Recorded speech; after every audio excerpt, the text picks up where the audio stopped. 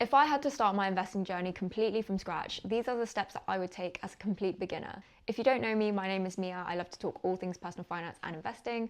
I didn't grow up with a ton of financial literacy, but I built a six-figure portfolio by the age of 24. First things first, I'd be making sure that I'm using the right account. It's really important to use a stocks and shares ISA instead of a general investment account.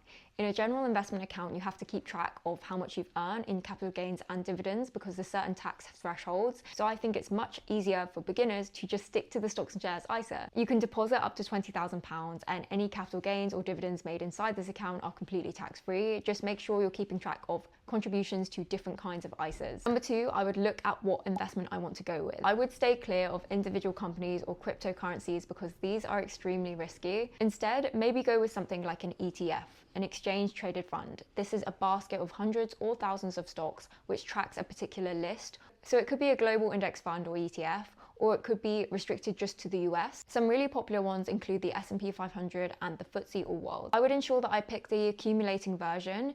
If you don't know what this is or the difference between accumulating and distributing, it's the way that the dividends are managed. Dividends are just small payments to shareholders, so when you pick the accumulating version, as the name suggests, it just accumulates and gets reinvested into the fund. You don't have to do anything.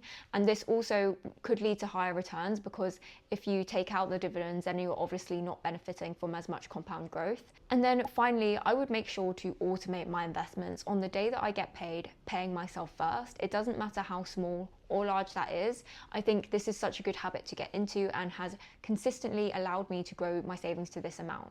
So those are the steps I would take to invest as a complete beginner. If you enjoyed this video, give it a like and follow for more content from me.